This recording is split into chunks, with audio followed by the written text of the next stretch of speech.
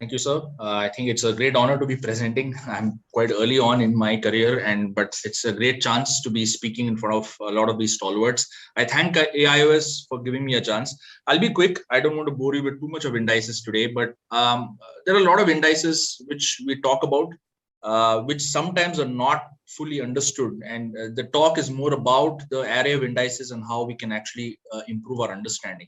So I think topographers very well spoken about by Dr. Ritika. It's certainly evolved.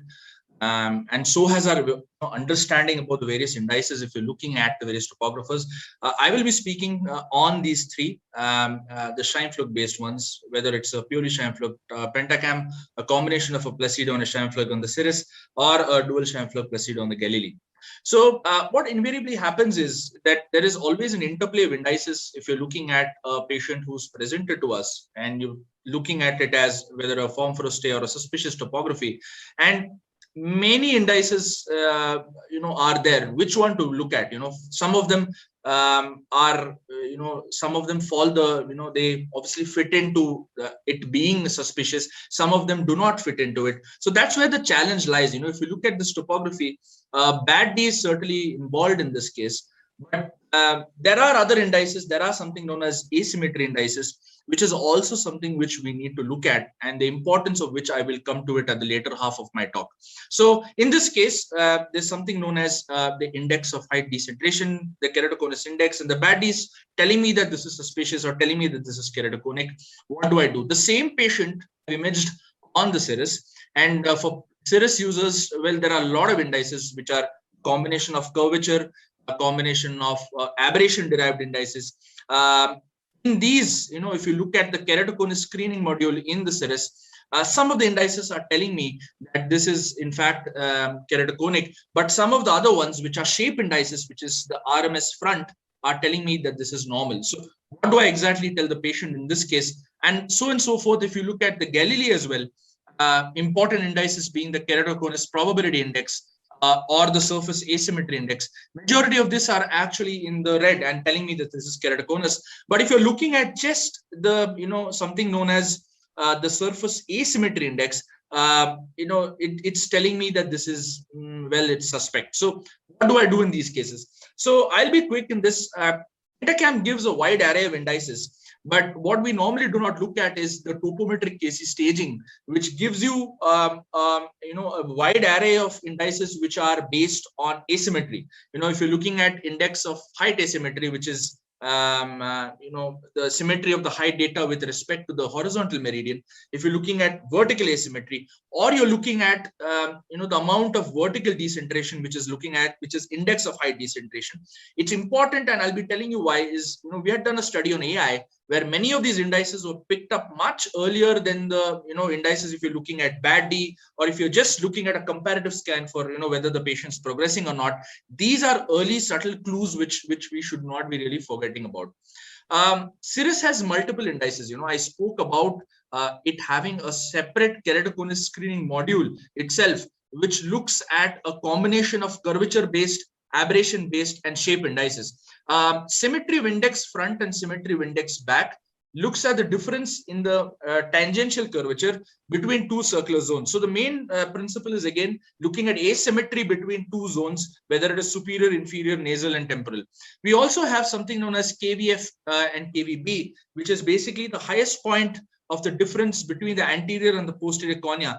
This is in relationship to something known as the best fit toric A sphere. Now you need to understand there's a difference. The best fit sphere in the Pentacam versus the best fit toric A sphere. It's it's known as delta Z, which looks at a point-to-point difference along the Z-axis. And this does not give you true elevation. There's no true cutoffs like you get in cases of Pentacam. If there's a cutoff for anterior elevation or posterior elevation, but the highest point difference between the anterior and posterior cornea in relationship to the best fit toric A sphere can give us a fair idea about early cases of keratoconus. Now there's also something known as the BCVF, which is the Bianchi-Callosi-Verchasi index. So this is both of the front and the back. What is important is its analysis of the coma and the trefoil. So there are certain shape indices. There are indices which are based on curvature. The BCVF and the BCVB looks at the decomposition of the Zernikease, looks at coma, trefoil, and it's come across with a composite index. We also have a keratoconus summary map, which is which we see on the Cirrus. What is important is that majority of this Cirrus has an internal algorithm which is based on, again, artificial intelligence, which looks at, classifies something known as neural networks, and it uses all of these indices and tells us whether the scan is compatible or is most probably keratoconus or not. So obviously, you cannot be just looking at this summary map. You'll have to look at each index as it is, and then take a call. But an important aspect of the Cirrus topographer, because there's a multiple, there are multiple indices, a lot of indices at play. So it's difficult to really remember the cutoffs in these cases. And therefore, it gives you, it tells you whether the scans which are done based on these combination of indices is normal, whether it's suspect, whether it's keratoconic. There is an aspect of it where it is between normal and suspect. These are the ones you need to keep on observation. Galili, I'm sure not many of you would be using a Galili, but it's a dual Scheimpflug and a Placido. Again, a large number of indices which you see. Few of them is what I'm going to talk about. Now, KPI is a keratoconus probability index. It's using multiple of the indices which I'm going to enumerate is what it gives you a composite index. The main principle in many of this is, again, asymmetry, whether it is inferior superior asymmetry or SRI, which gives you something known as the surface regularity index. The overall average corneal dioptric power within the 3 mm zone is also delineated or figured out in the indices, and the standard deviation of the corneal power is also something which we look at.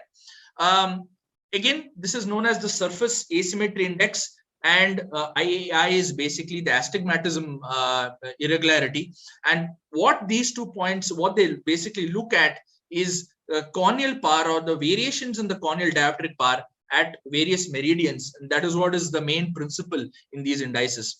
Now, few things which we look at is known as the differential sector index, the opposite sector index, and the center surround index. Again, the main zone, it's basically divided into 45-degree sectors.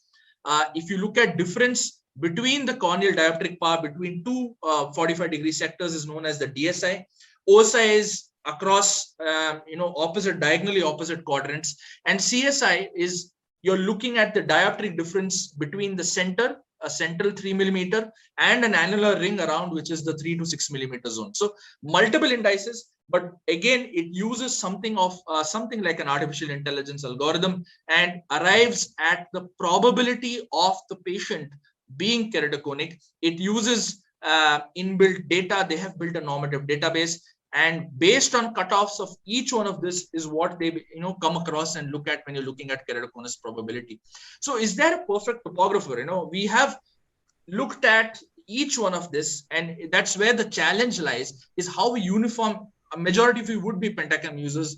The next in the descending order would be the Cirrus, followed by the Galili. We have done a study which looked at these screening indices amongst the various, the topographers. And the important points is that majority of these, the asymmetry indices, which I spoke about, the topometric KC staging map on the Pentacam, whether it is the, index of horizontal asymmetry or vertical asymmetry, or the index of surface variance. This in fact had the highest sensitivity and specificity both for distinguishing normals and keratoconus as well as normals and FFKCs. Likewise, in Galili, the surface regularity index or the indices which are talking about asymmetry were the ones with highest sensitivity and specificity. And if you're looking at the Cirrus, it was again the asymmetry indices which were picked up. So we also studied which of these are statistically significant. The bad D was similar to the KPI on the Galili, and in distinguishing normals and FFKC, we found that the bad D of the Pentacam was similar to the SRI of the Galili. So there is a lot of indices, many of this which we do not really understand, and that's where the concept of an artificial intelligence comes in, where we have built algorithms which looks at majority of these parameters, not only in Pentacam, but also in the process in Cirrus and Galili. and helps us in figuring out which of these indices are actually abnormal. So this is a study which we had done. We have published this recently, where used AI in Pentacam to predict progressors in keratoconus. And this is what was published recently. So I will end it at this. Indices is a boon. There are multiple indices. It does help us in understanding the disease a little better, but there are too many of them. And what really, is at, which one of them do we really use is actually a problem. And that's where in the future, where AI can help us in understanding relationships between these indices a little better. Thank you for your patient listening.